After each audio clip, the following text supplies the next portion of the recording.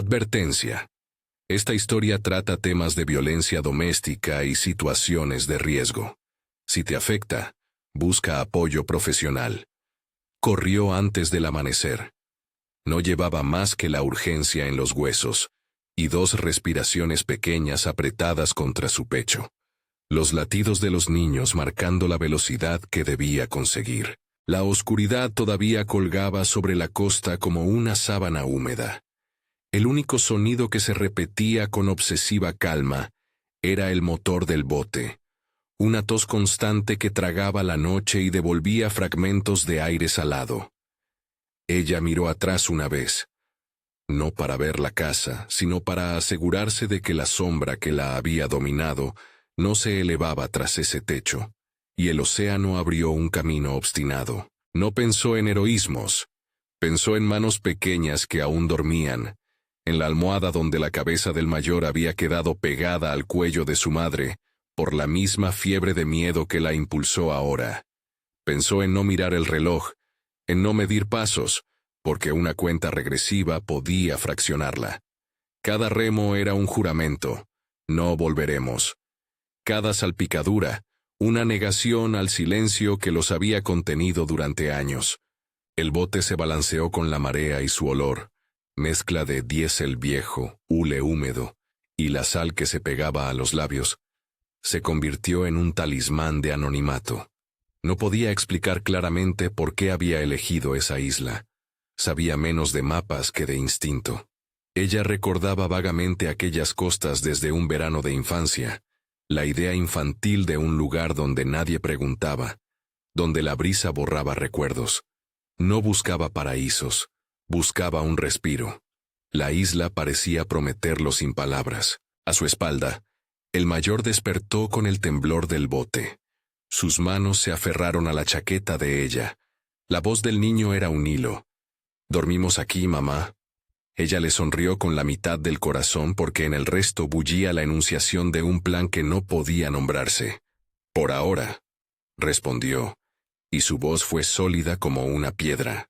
El amanecer los encontró haciendo pie en una playa de cantos que chirriaban al contacto, cubiertos de una niebla baja que parecía limpiar los contornos. La casa no estaba lejos.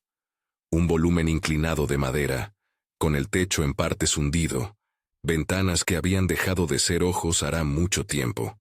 Parecía deshabitada si se miraba desde la distancia, pero las cosas casi siempre revelan su verdad al acercarse lo suficiente. Ella empujó la puerta con cuidado. El sonido de la madera contra madera fue un segundo diálogo con la isla. Adentro, el aire guardaba capas de historias. Ropa todavía húmeda en una cuerda, un mantel con manchas que la memoria podría inventar como de fiesta y no de abandono. Exploró con pasos de animal asustado. No buscó pertenencias ni lujos, solo un lugar que no tuviera memoria del otro lugar. Los niños, en silencio guardián, se sentaron en el suelo sobre un viejo tapete. Ella extendió la mochila que había tomado deprisa. Una muda para cada uno, una botella plástica, una toalla. Nada de instrucciones, nada de mapas. El equipaje era la insistencia de una nueva vida. Cuando cerró la mochila, encontró algo más. Unos papeles enrollados debajo de una tabla floja del banco. Al principio pensó que eran basura. Luego la tinta la atrapó como una red. No eran hojas sueltas. Era un cuaderno, la cubierta raída por manos ajenas. Al abrirlo, el olor de papel húmedo se mezcló con la sal, y una sensación extraña, no de peligro inmediato, sino de relevancia. Había trazos apurados, fechas que no correspondían. Meses borroneados, años que no querían decir.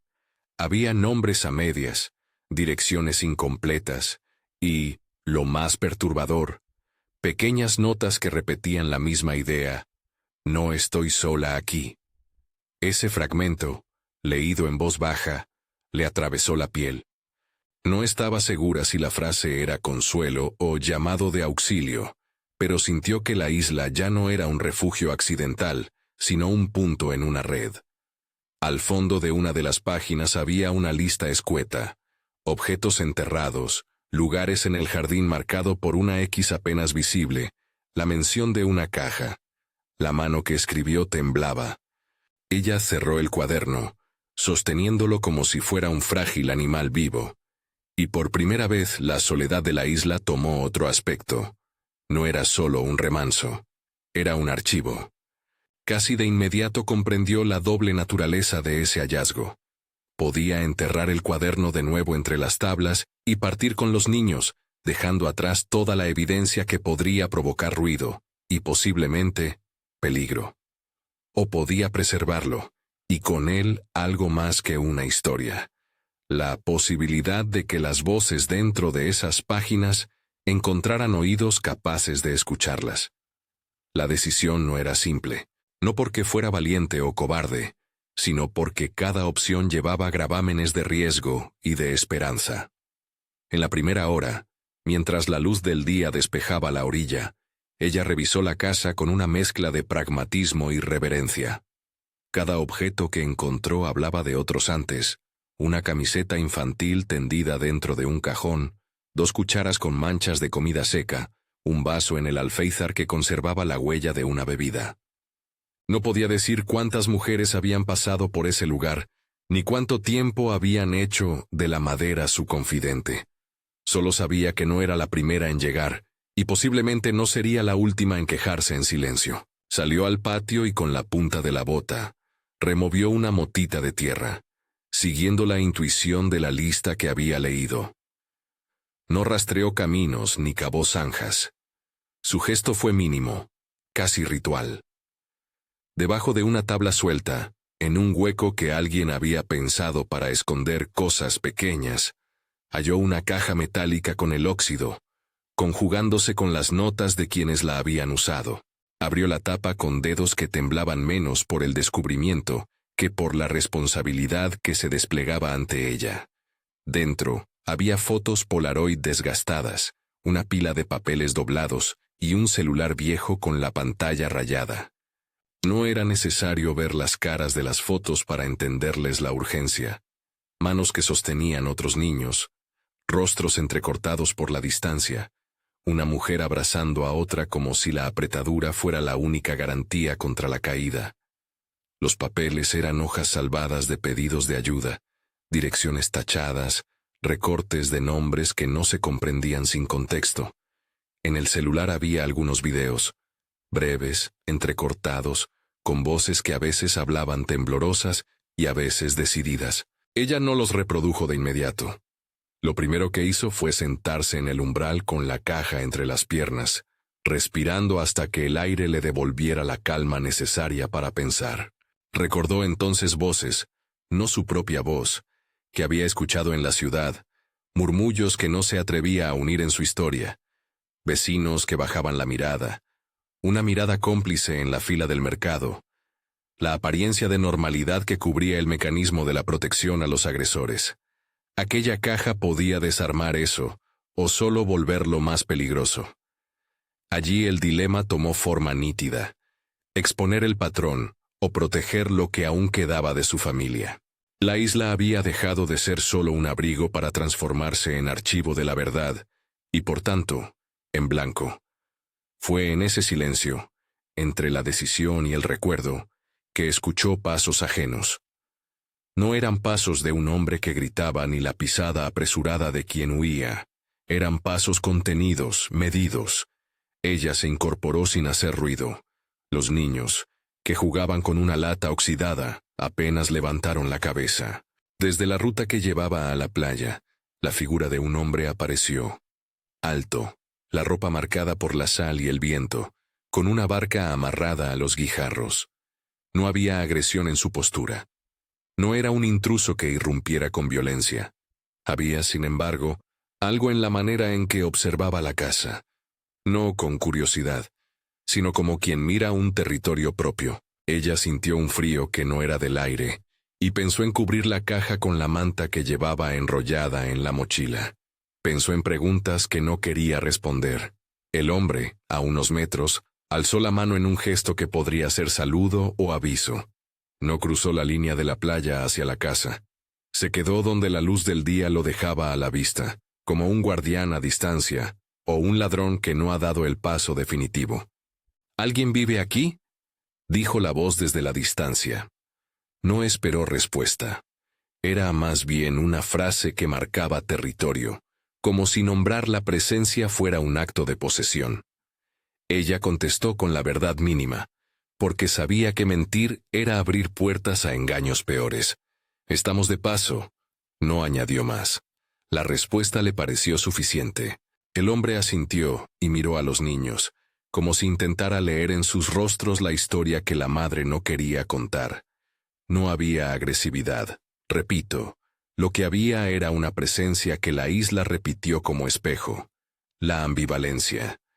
Podía ser un salvador que traía información, un vecino solitario acostumbrado a ver llegadas inesperadas, o alguien que formaba parte del engranaje que costearía el silencio en la costa. Ella no sabía. Y la duda era otra forma de peligrosidad. Por la tarde, la lluvia llegó como una cortina que volvió la madera a su color original y los cantos de la playa en una voz más baja. Ella aprovechó para revisar los videos en el celular, pero lo hizo con cautela. Uno a uno, en silencio, con el dispositivo bañado por la luz temblorosa que se filtraba por las tablas. Las imágenes eran fragmentarias. Una mujer con la voz quebrada que decía que no le creían en la ciudad. Otra que hablaba de un policía local que aparecía siempre a favor de quienes debían ser investigados. En una pieza, la cámara enfocaba solo manos dibujando en un cuaderno. En otra, una voz masculina, fuera de cámara, ofrecía consejos que sonaban más a advertencias. No hables. Te dirán que estás loca. Te dejarán sin nada. Las voces en los videos coincidían en algo devastador. La existencia de un circuito que protegía a agresores y que, en algunos casos, involucraba a personas que deberían proteger. No era una acusación con nombres propios, pero los indicios se repetían con tanta frecuencia que formaron un patrón. Allí estaba la sorpresa que la isla le había prometido, aunque no por ello fuera cómoda. La isla no solo cobijaba a quienes huían, sino que, en sus papeles y grabaciones, guardaba una cartografía de complicidades. Se sentó con el teléfono entre las manos y sintió por primera vez que la historia que guardaba podía ser más grande que su miedo. Le vino a la mente la imagen de otras mujeres que habían dejado notas y objetos, como si la propia isla fuera una biblioteca de extremos, refugio y testimonio. Imaginó que, alguna vez, alguien podría abrir esos cuadernos y leer no solo palabras de terror, sino de resistencia. Pensó en enterrar todo y desaparecer. Pensó en cargar la caja al bote y hundirla en el mar para que nadie más la encontrara. Ninguna de esas opciones hizo que el corazón le diera paz. Esa noche, los tres durmieron en el piso de la sala. Un manto viejo sirvió de cobertura, el sonido de la lluvia como mantel. Ella sostuvo la caja cerca, como si una armadura la cubriera del mundo. Los niños soñaron.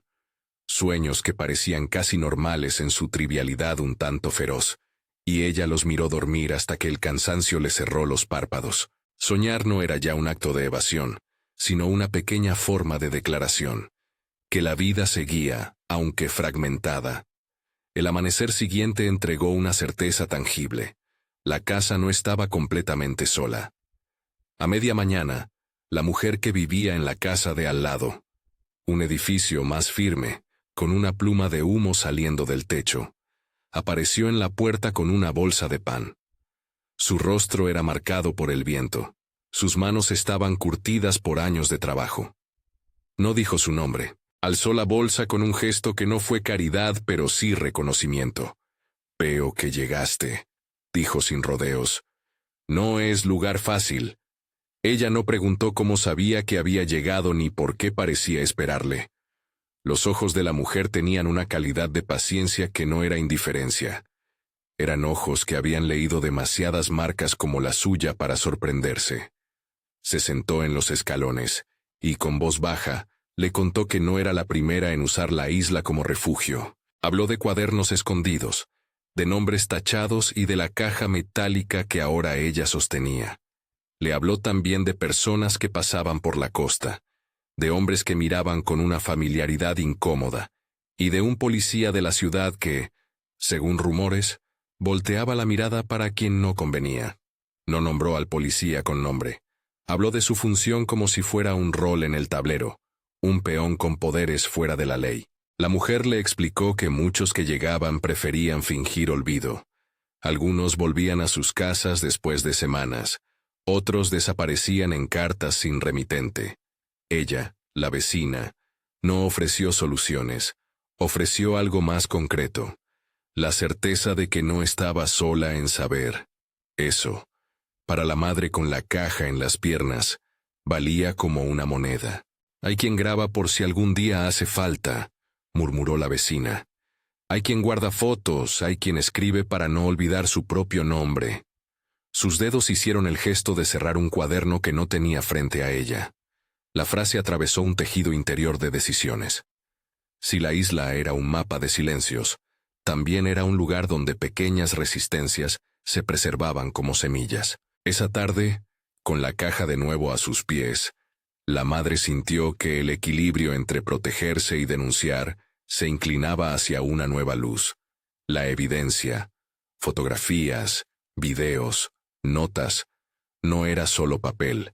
Era la posibilidad de construir un relato que otras pudieran usar.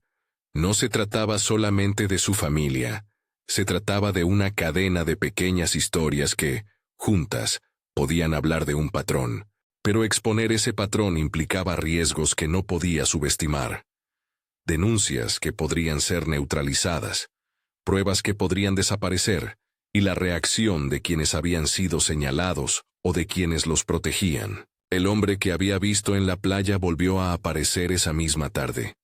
Esta vez vino a la casa con una canasta de frutas secas. No se presentó, pero habló con la misma calma que un vecino de toda la vida. Le dijo que había visto gente pasar por la isla, que había oído voces en la noche, que a veces la gente dejaba cosas para protegerse.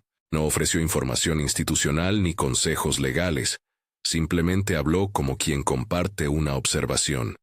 La isla era un punto de encuentro de historias rotas. Ella no bajó la guardia. Observó cada palabra con una cautela nacida de la experiencia. Pero, al mismo tiempo, había en la mirada de aquel hombre una ambivalencia que la mantenía en vilo. Podía ser aliado o cómplice. Prefirió, por ahora, anotarlo como una presencia más en el paisaje ambiguo. Al caer la noche, la decisión emergió con la claridad de una pieza que finalmente encaja. No podía dejar la caja en la isla, ni podía ignorar lo que contenía. No por orgullo, no por venganza, por una razón más sencilla y contundente. Las voces ahí dentro merecían ser escuchadas. La posibilidad de que su silencio perpetuara el circuito la obligó a actuar. Guardó la caja dentro de la mochila con cuidado, envolviéndola en la manta para amortiguar el peso de la culpa y el miedo. No planeó rutas ni herramientas. Pensó en encontrar ayuda fuera del área donde conocían su nombre, en manos institucionales con distancia suficiente para no pertenecer al tejido local. Pensó, también, que el primer paso sería hablar con alguien que no juzgara. Pero la idea de salir de la isla con la caja la llenó de otra incertidumbre.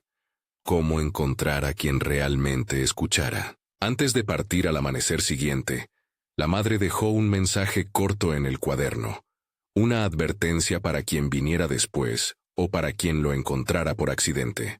No copió palabras de los otros, solo escribió lo que sentía urgente, que allí había pruebas que no debían desaparecer, que había mujeres que necesitaban ser escuchadas.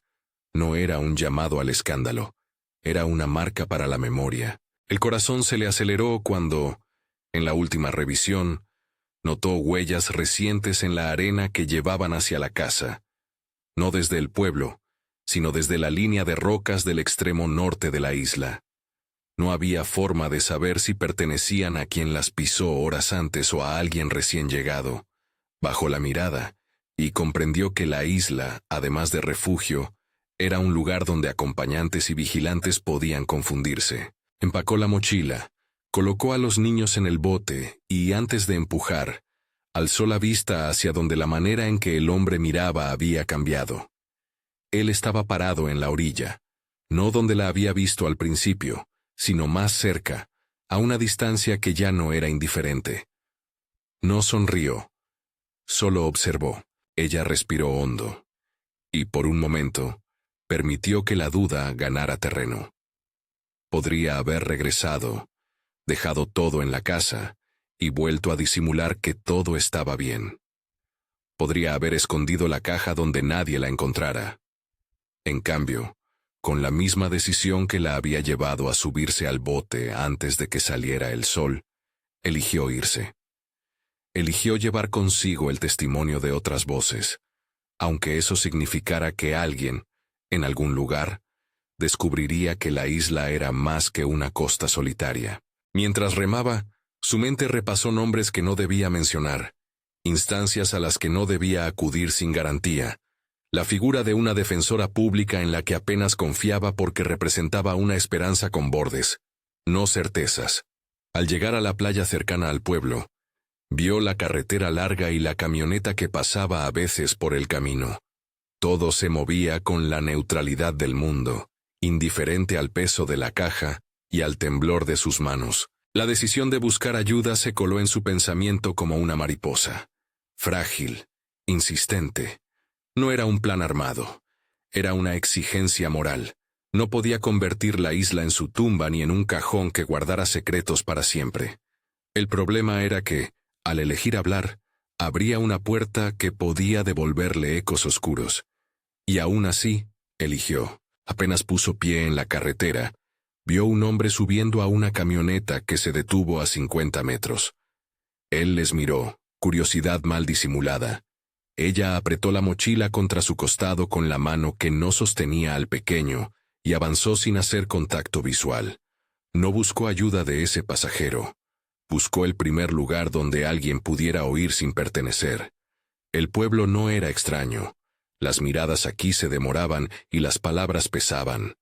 No elegía la distancia por desplante, sino por necesidad. Caminó a paso firme hacia el único edificio que parecía ofrecer algo parecido a neutralidad.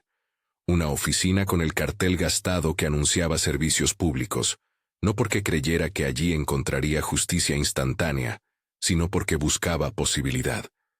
Antes de entrar, cerró los ojos un instante y sintió la caja dentro de su mochila clavada contra su costado como un latido. Al empujar la puerta, la claridad del interior le golpeó de otro modo. Objetos que olían a mucha gente, voces que discutían sin enfado, la banalidad burocrática que a veces, Dios sabe por qué, salva. No prometía garantías. Prometía cierta distancia que, para ella, bastaba. La mujer detrás del mostrador, con gafas que le daban serio y una identificación sin nombre, la miró con neutralidad profesional.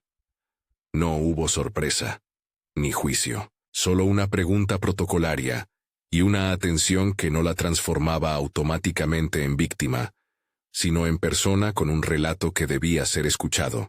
Se sentó y, con voz contenida, habló. No buscó compasión, buscó registro.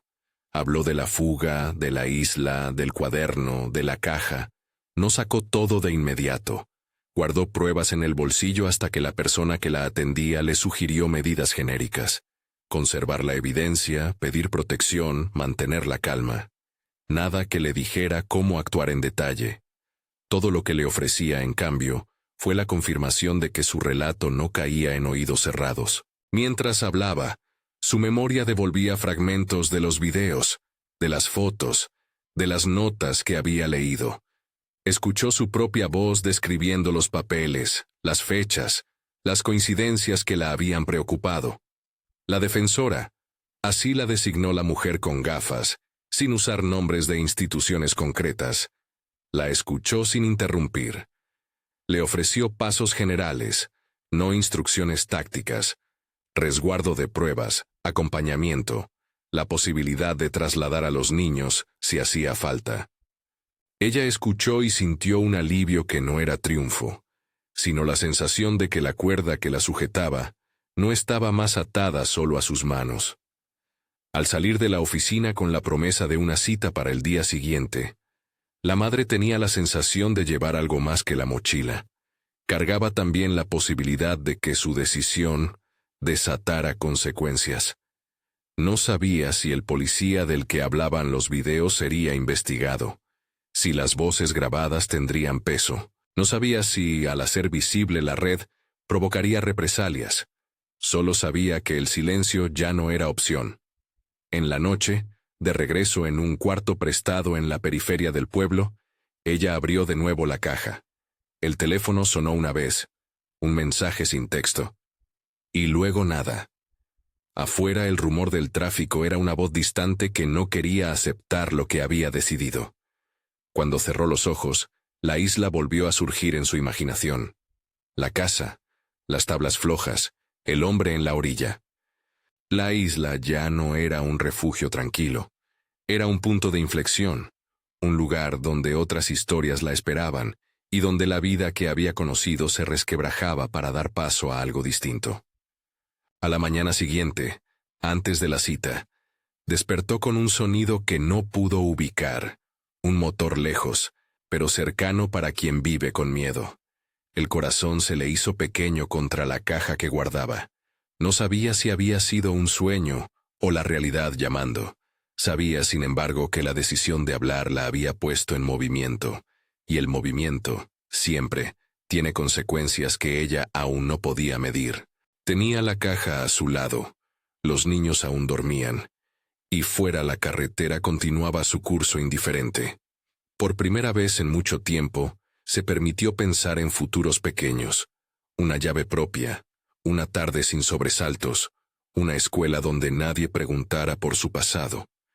No eran certezas, eran imágenes que la sostuvieron mientras la ciudad todavía giraba en torno a su pasado. El teléfono vibró otra vez. Esta vez, el número no era local. En la pantalla apareció una línea que no conocía, y en la voz que respondió al otro lado, algo que ella no esperaba, una indicación de que alguien había visto la caja en la isla, y que había más registros, que lo que había dejado allí no era un caso aislado. La claridad de esa frase fue una bofetada. No estaba inventando conexiones, no era una casualidad. Al otro lado del hilo hubo un silencio breve, y luego la urgencia de pedir que, si podía, no dejara el material sin custodia. Ella apretó el teléfono contra la oreja como si el objeto fuera un ancla. Esa llamada la dejó con una certeza dolorosa y luminosa. La isla había revelado la punta de un iceberg, y ahora el iceberg comenzaba a moverse. La llamada que llegó desde un número desconocido fue, al mismo tiempo, alivio y alarma. En la voz del otro lado no había juicio, solo la certeza contenida de quien ya había escuchado historias parecidas. Le dijeron que no estaba sola, que en ese pedazo de isla habían aparecido más pruebas, y que había personas dispuestas a custodiar lo que ella llevaba. Fue una noticia que empujó el iceberg. Algo que parecía dormido comenzó a desplazarse con ruido de metal sobre metal. Si esta historia te interpela, suscríbete y acompáñanos para que más voces lleguen a oídos que puedan escucharlas. Fue la defensora pública la que tomó la primera decisión visible. No con estridencias, sino con un conjunto de gestos burocráticos que para la madre fueron como palancas, un lugar seguro para hablar, la valoración de las pruebas, la promesa de que aquello no quedaría en un cajón sin nombre. Le pidieron que entregara la caja bajo un sello y que explicara lo que supiera. Luego vino la oferta de un cuarto temporal, a salvo de miradas conocidas, y la propuesta de que alguien la acompañara en los pasos iniciales. Nada prometido en grandes titulares, solo una ruta posible, con sombras por los costados, pero con manos que, por primera vez, no apartaban la mirada. La mañana en la oficina fue lenta y llena de pequeñas formalidades que, en conjunto, la fueron sosteniendo. Un sobre con documentación, una cámara para registrar el material, una persona que tomó nota con la seriedad que requiere un relato que no puede repetirse al azar. La defensora habló de medidas cautelares, como quien nombra una herramienta técnica sin vender certezas. Explicó que se iba a abrir un expediente, que había protocolos para preservar la cadena de custodia de la evidencia y que en la medida de lo posible se intentaría minimizar el riesgo para ella y sus hijos. Nada era absoluto. Todo era un avance prudente. Cuando dejó la oficina, la mochila se sentía distinta. No solo guardaba ropa y la caja metálica, sino la primera decisión formal de convertir los papeles y los videos en algo que alguien, fuera del circuito local, tendría que mirar. El gesto, pequeño y gigantesco a la vez, la dejó con la sensación de haber cruzado un umbral. Caminó por la calle con los niños a su lado, advertida por la defensora de que la etapa siguiente podía traer réplicas, miradas curiosas, mensajes anónimos, quizás advertencias. La posibilidad de represalias pendía como un rumor. Ella lo aceptó como parte del precio de que las voces ya no estuvieran enterradas. En los días siguientes, la vida se movió en dos ritmos: el interno, de la madre con sus hijos, y el institucional, del expediente que empezó a andar. Hubo entrevistas formales, preguntas que la obligaron a repetir fechas, lugares, nombres de forma que su cabeza doliera. Cada vez que narraba algo, volvía a sentir la humedad de la madera de la isla, el crujido de la caja cuando la abrió por primera vez, las manos pequeñas que se aferraban a ella en la oscuridad. Contar fue doloroso y, al mismo tiempo, una pequeña liberación. Con cada frase, la costura del pasado se iba volviendo narrativa pública. La evidencia fue examinada con cuidado. Los videos que ella había traído fueron transcritos, pero nunca tal cual. Se parafrasearon fragmentos para entregarlos en un informe, se extrajeron fechas, coincidencias, patrones de nombres que se repetían en los cuadernos. No hubo voces que acusaran sin pruebas. Hubo indicios que, acumulados, formaron una línea de investigación coherente. Entre las notas, algunas manos habían consignado fechas en las que un mismo vehículo había pasado por la costa. En los videos, se escuchaban referencias a un efectivo de policía que siempre salía en la foto, en los momentos críticos. No se arrojaron acusaciones sin fundamento. Se reunieron señales que exigían ser investigadas. Fue entonces cuando la primera réplica llegó desde donde menos lo esperaban. Las redes de mujeres que se reconocían en pequeños grupos comenzaron a llamar. Una voz al teléfono, temblorosa y aliviada, dijo: «Yo dejé un cuaderno ahí hace un año. Tengo algo que puede ayudar». Otra, más firme, pidió que se preservara la identidad. «Solo quiero que la gente sepa que no fui la única». No fueron notas heroicas. Fueron manos que buscaban un lugar donde sus historias no fueran devoradas por la indiferencia. La madre respondió con la cautela que le habían enseñado el miedo y la prudencia. Habló en abstracto, coordinó encuentros por canales seguros, permitió que las demás historias se sumaran al expediente sin exponerse a rumores. Mientras la investigación avanzaba, la vida cotidiana intentó recomponerse en pequeños gestos. Consiguió, con ayuda de la defensora y de una asistente social, un apartamento temporal. No era un palacio, pero tenía llave propia, un símbolo que encajó con fuerza en su imaginación. Recuerda el momento de la entrega, como si fuera una ceremonia. La hoja metálica de la llave en la mano fue una promesa silenciosa de que, al menos por ahora, nadie podría entrar sin autorización. Esa llave fue una especie de latido nuevo. Abrió la puerta y dejó que los niños exploraran, contando sus risas como medidas de seguridad interior. No todo fue sequedad administrativa y mudanzas discretas. Hubo días en que el viento parecía traer mensajes desde la isla, y en otros en que el silencio parecía acecharlos. Una noche, cuando todo había parecido avanzar, el teléfono de la madre sonó con un número oculto. El mensaje, breve y sin palabras, fue suficiente para que el estómago se le cerrara. No hubo amenazas explícitas, la modalidad era otra, la inquietud que atraviesa la vida como una sombra que no se explica. Llamó a la defensora, que le pidió calma y registró la comunicación. El registro fue el arma contra el miedo. Documentar cada señal, anotarla, no dejar que el terror se disolviera en soledad. Una mañana gris, la defensora le anunció que se había dispuesto la suspensión temporal de funciones de un miembro de la Fuerza de Seguridad local, mientras la investigación analizaba las pruebas. No fue una sentencia ni una absolución, fue una medida que marcó el avance de la pesquisa. Para la madre, ese acto fue como ver un pivote ceder, la posibilidad de que lo que hasta entonces había estado protegido por costumbres y silencios empezara a ser cuestionado. Algunos en el pueblo reaccionaron con incredulidad, otros con rumor y hostilidad, pero para muchas mujeres fue una señal de que los mecanismos podían actuar, aunque frágiles y lentos. El hombre en la playa reapareció en la trama con más claridad. La defensora propuso un encuentro en un lugar neutral. Ella aceptó, no porque confiara plenamente, sino porque necesitaba entender los contornos de su presencia.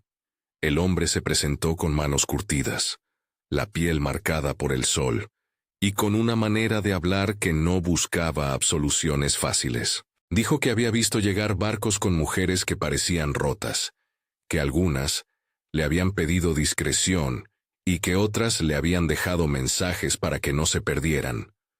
Confesó que, al principio, no supo cómo ayudar sin ponerse en riesgo. Luego, cuando vio la repetición de patrones, empezó a guardar notas propias, a anotar fechas, a registrar nombres. No habló de heroísmos, habló de limitaciones y de miedos propios. Su testimonio, sencillo y sin íricas, fue una pieza más del rompecabezas. No todas las piezas encajaron a la velocidad que la madre deseaba. Hubo instancias que la obligaron a esperar y a vivir con la incertidumbre. En una ocasión, sintió que alguien la seguía por la avenida. Al virar la cabeza, solo vio un auto alejarse con la indiferencia del mundo. El temor creció, claro, pero no la paralizó. Aprendió a confiar en la red que se estaba tejiendo. La defensora, la asistente social, una trabajadora de la organización local de mujeres que le ofreció acompañamiento, una vecina que le dejaba comida sin preguntas. Esas manos anónimas formaron el otro lado de la isla. No el lugar físico, sino la costura comunitaria. La apertura de la causa tuvo su momento de exposición pública y su contrapartida discreta. Algunos medios locales mencionaron apenas los hechos con cautela. Investigación en trámite, decían, y entre líneas se colaban las preguntas sobre complicidades. No hubo titulares melodramáticos. Hubo notas que empezaban a levantar preguntas incómodas. A partir de allí, más mujeres se atrevieron a acercarse, algunas con testimonios breves, otras con papeles guardados por años. Los recuentos eran distintos en tonos, pero similares en estructura. Una erosión lenta, un desgaste que terminaba desembocando en la necesidad de marcharse. Una de las piezas más dolorosas y a la vez esperanzadoras fue la reacción de las propias mujeres. Un grupo pequeño se organizó para brindar acompañamiento presencial a quienes declaraban visitas a la casa de acogida, acompañamiento a médicos y a entrevistas, apoyo para trámites.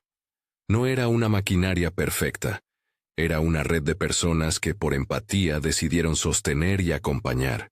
La madre, que había empezado su fuga como acto de supervivencia, se encontró rodeada por una fraternidad improvisada que le devolvía la confianza en la posibilidad de ser escuchada. La etapa de la investigación en la que la defensora decidió presentar el material al organismo que debía abrir la pesquisa formal fue tensa. Hubo audiencias, llamadas, el ingreso de peritos para verificar la autenticidad de fotografías y videos, y la necesidad de que las mujeres testificaran con coraje.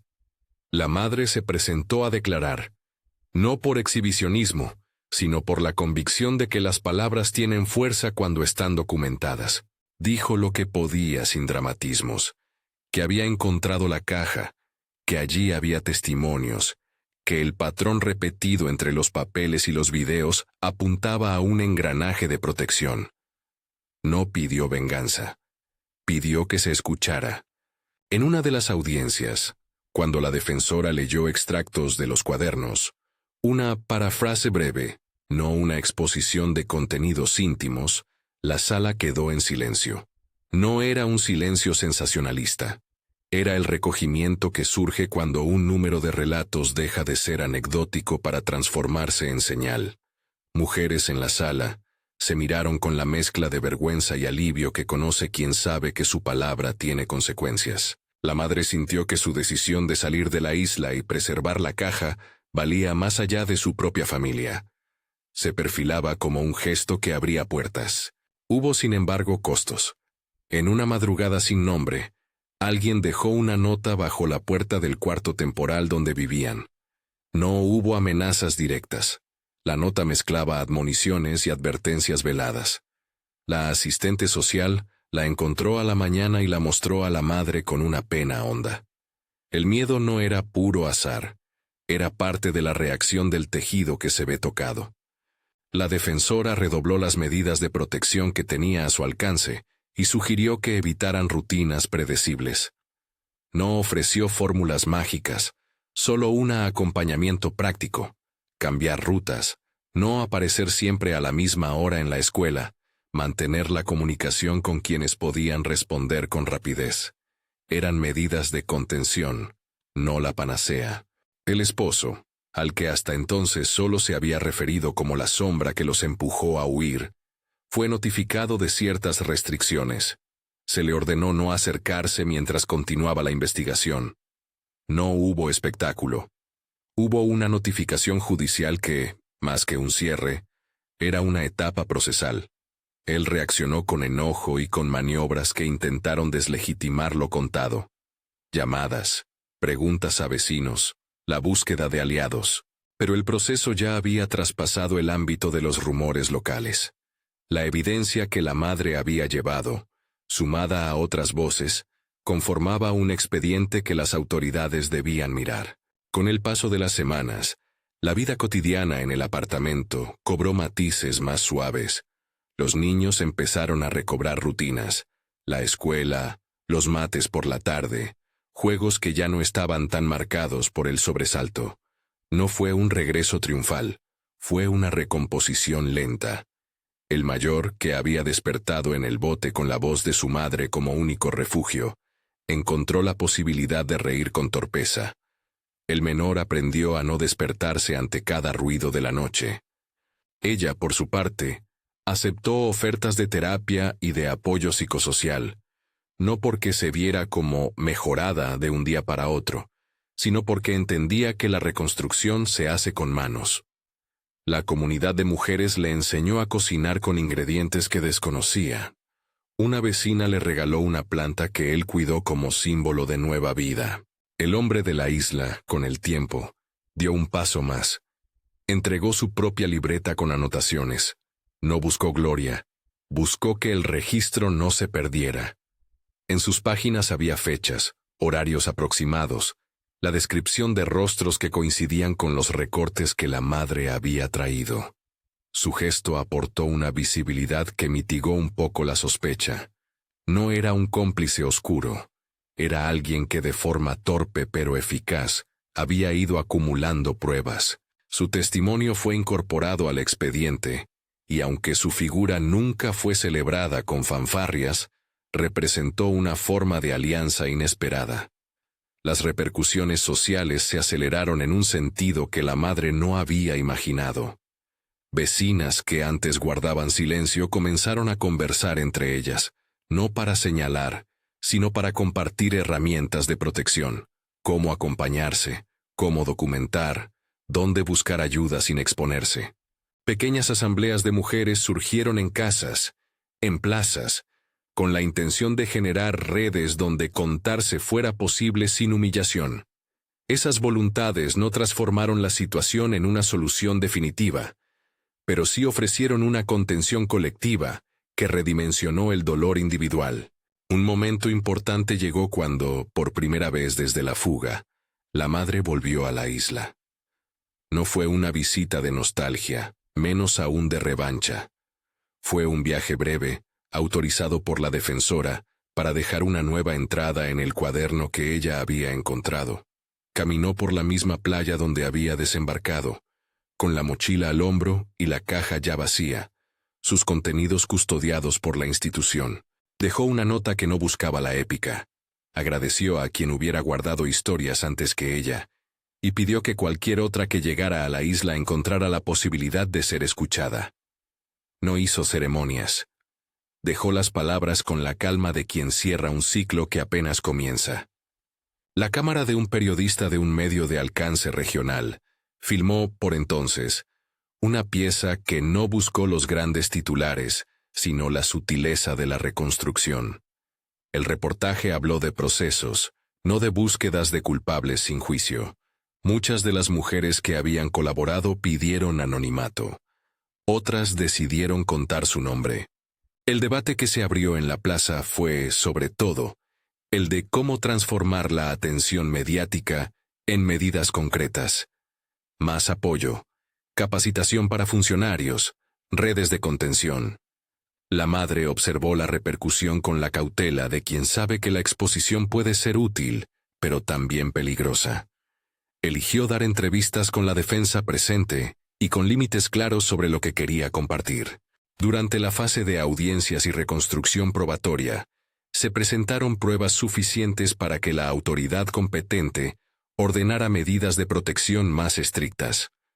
No fue una victoria total. El proceso continuaba. Los pasos eran largos y las respuestas parciales.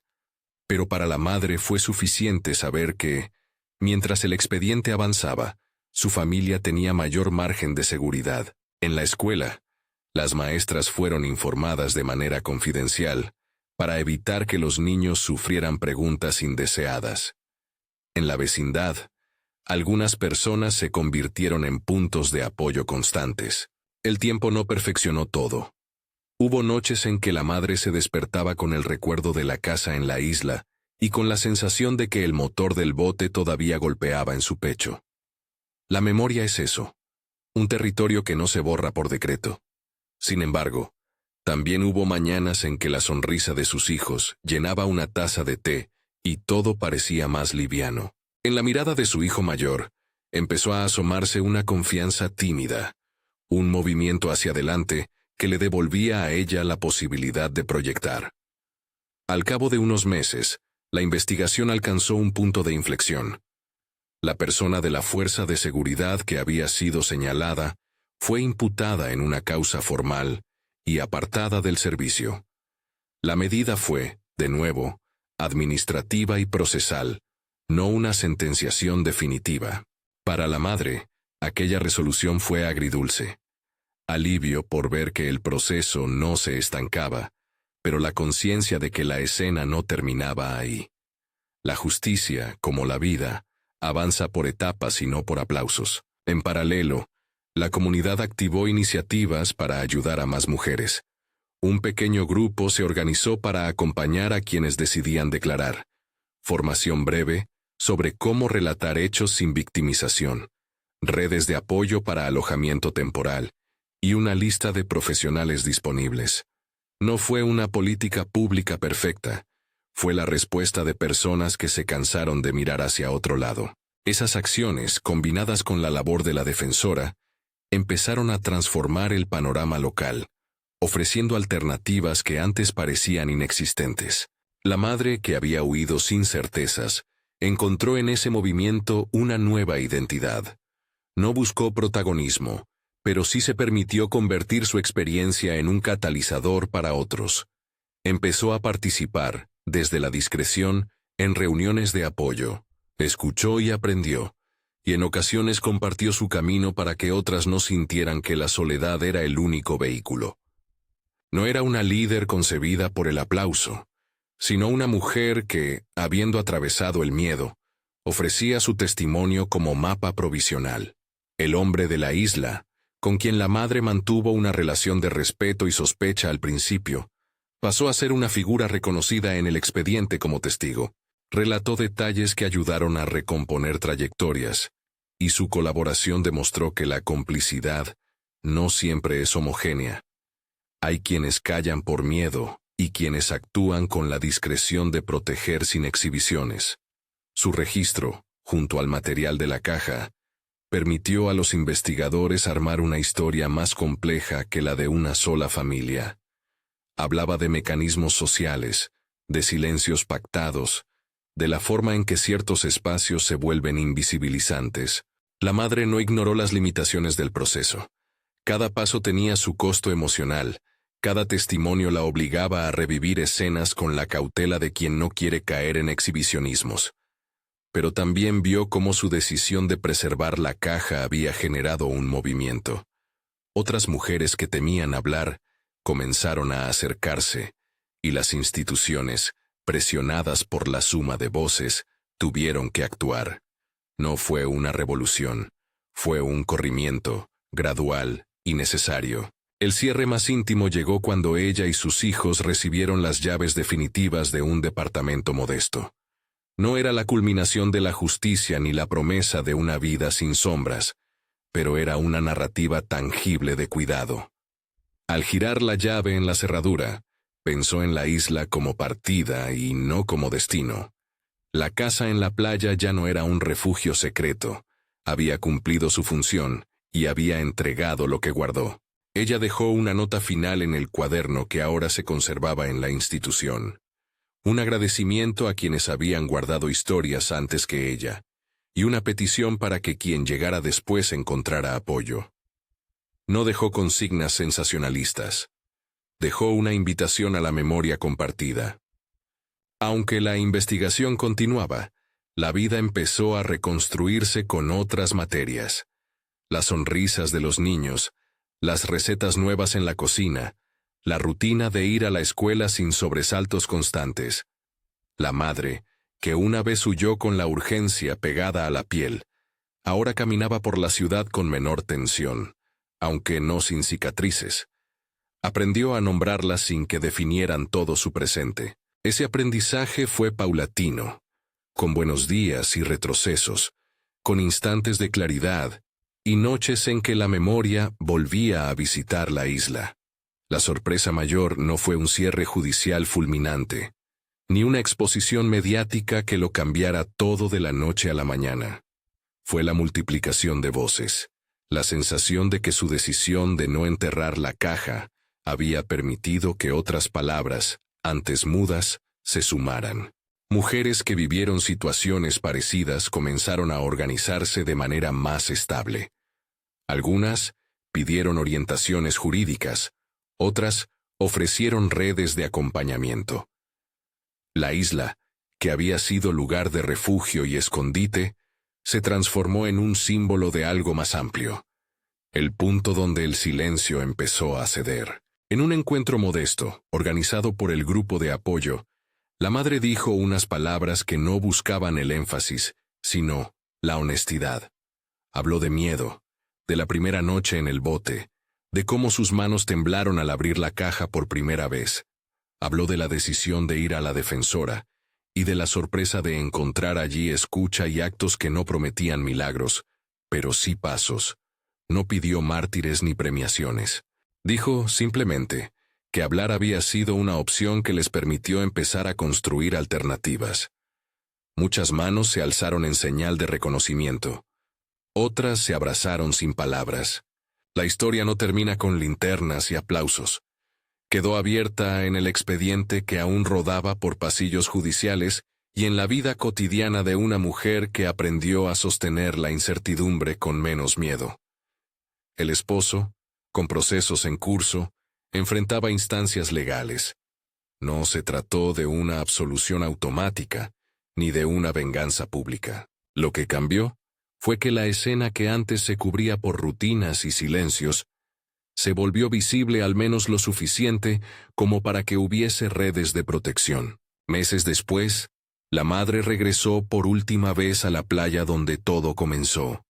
Esta vez fue sin la caja, sin la mochila apresurada, y con la compañía de sus hijos, que corrieron sin mirar atrás. Ella se detuvo frente al mar, y pensó en la isla como en una mano que, por un tiempo, le sostuvo mientras tomaban impulso. No mitificó el lugar. Sabía que la isla había sido ambivalente, albergue y archivo. Sabría que en el futuro podrían encontrarse nuevas aristas. Sin embargo, en ese instante, la orilla le pareció una línea que dividía lo que tuvo que dejar de lo que pudo conservar. Al girar la llave del departamento, comprendió que la verdadera sorpresa de la isla no fue solo el hallazgo de una red de silencios, sino la posibilidad de convertir la revelación en acción. Acciones pequeñas y humanas, conservar pruebas, hablar con alguien que no pertenezca al círculo de funcionalidad local, apoyarse en otros, no perder el hilo de la propia vida. No hay fórmulas ni certezas que anulen el riesgo. Hay sí, una constatación. Las voces, cuando se juntan, pueden mover cosas que parecían inmóviles. La historia deja, por ahora, un paisaje mixto. Procesos judiciales en marcha, medidas de protección que permitieron mayor seguridad, una comunidad que aprendió a mirarse y a ofrecer manos. Pero también quedan sombras, la posibilidad de represalias, el trabajo lento de sanar y la certeza de que la justicia, si llega, lo hará en procesos que tardan. Para la madre y sus hijos, la decisión de no enterrar la caja cambió la trayectoria de sus vidas. No fue una garantía, pero sí un acto que transformó el silencio en palabra y la soledad en comunidad. Si esta historia resonó contigo, compártela con quienes puedan ayudar a que esas voces no queden aisladas. Y si estás atravesando una situación parecida, busca apoyo profesional y redes de contención en tu entorno. No tienes que enfrentar esto sola.